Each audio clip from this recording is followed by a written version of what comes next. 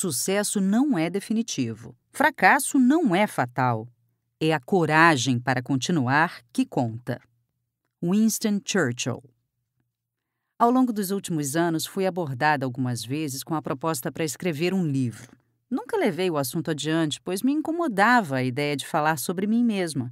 Além disso, com o meu ritmo ininterrupto e frenético de trabalho, filhos e vida pessoal para cuidar, não conseguia imaginar como arranjaria tempo para enveredar por essa aventura. Quando saí da presidência do Banco Nacional de Desenvolvimento Econômico e Social, BNDES, no fim de maio de 2017, minha intenção era submergir durante o período da quarentena obrigatória de 6 meses, sem declarações públicas nem quaisquer manifestações. E assim fiz.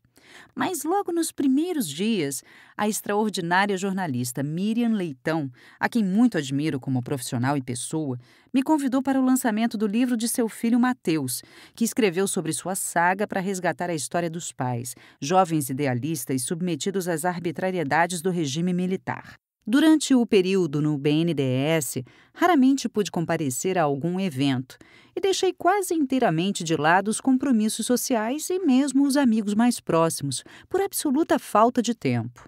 Resolvi que iria sim ao lançamento. Cheguei muito cedo e tive a oportunidade de conhecer Mateus, que me encantou com a sua doçura e profundidade.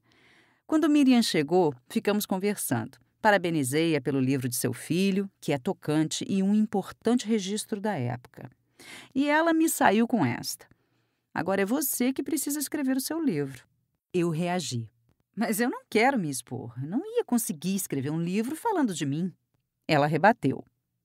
Mas não é um livro para falar de você. É um livro para falar sobre sua carreira e os inúmeros desafios que você enfrentou. Sua trajetória tem muito a ensinar os jovens. As pessoas começaram a chegar, nos afastamos e logo em seguida fui para casa. Mas levei aquelas frases na cabeça. Dias depois mandei uma mensagem para Miriam, perguntando se aceitaria conversar comigo sobre a ideia do livro. Ela topou e tivemos um excelente papo que me animou a prosseguir. Afinal, eu tinha pela frente um período sem trabalho inédito na minha vida. Era agora ou nunca. Resolvi conversar com alguns editores, ouvir a opinião deles. Será que faria sentido escrever um livro sobre minha carreira? Haveria interesse? Para minha surpresa, o retorno foi muito positivo. Me animei e decidi seguir em frente. Marcos da Veiga Pereira, da editora Sextante, a quem agradeço o entusiasmo e os comentários francos e instigantes, ficou com a missão de coordenar o trabalho. Agradeço também a Virginie Leite, que, com o seu olhar sensível, contribuiu muito para que o texto ficasse melhor e mais interessante, bem como a vibrante equipe da editora envolvida no projeto.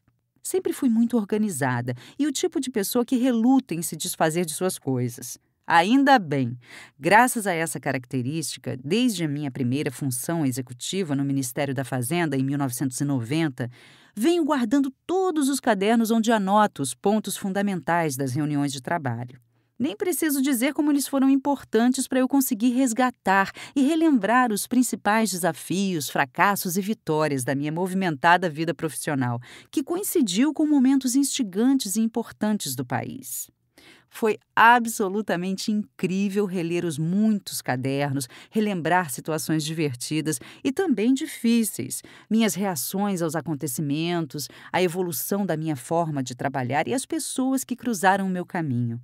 Também foi prazeroso constatar como houve pontos de conexão entre todas as experiências, mesmo em posições tão distintas nos setores público e privado.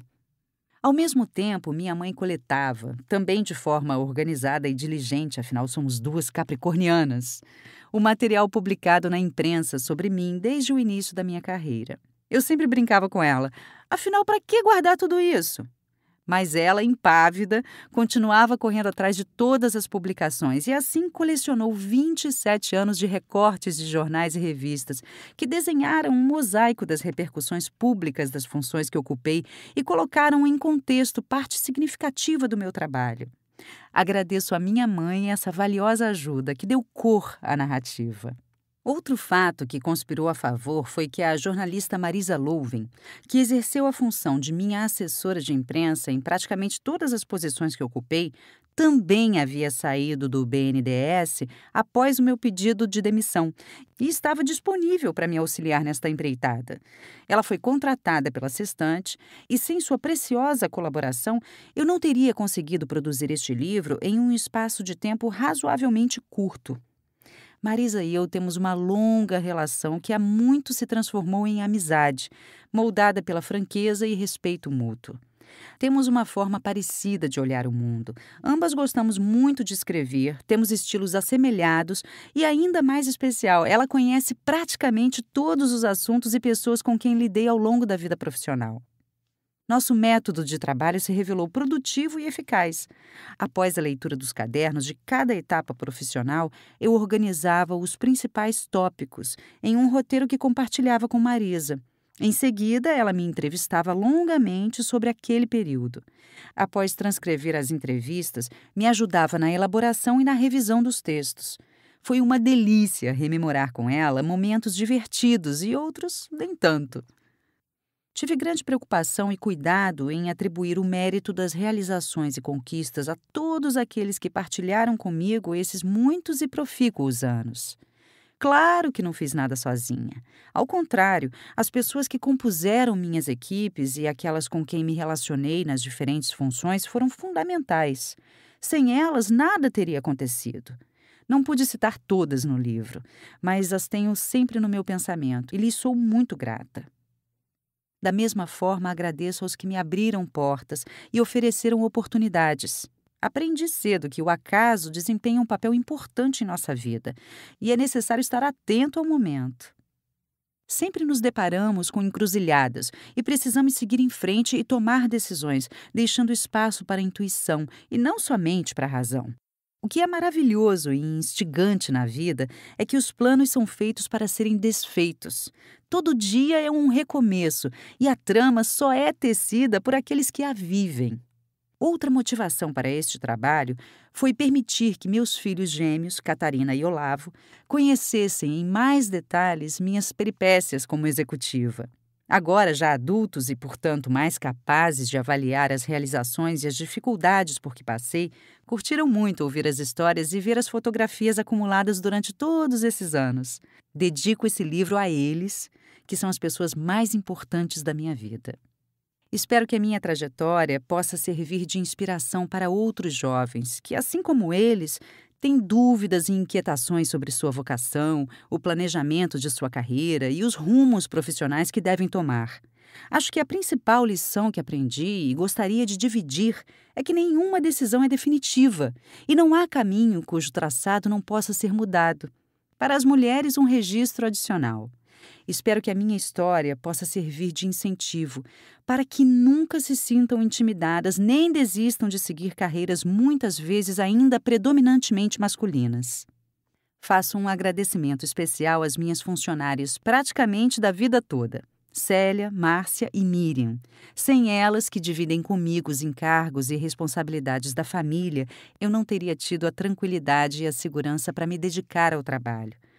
Por fim, muito obrigada aos que leram os rascunhos do livro, me ajudando a relembrar acontecimentos, evitar equívocos e aperfeiçoar, sem dúvida, o resultado final. Procurei ser fiel aos fatos, narrando-os de forma acurada, mas sem tirar deles as emoções que suscitaram. Senti um enorme prazer ao escrever. Foi uma verdadeira viagem no tempo, além do melhor investimento para o meu período de quarentena. Fico feliz por ter enveredado pela porta que se abriu naquele dia, no lançamento do livro de Mateus.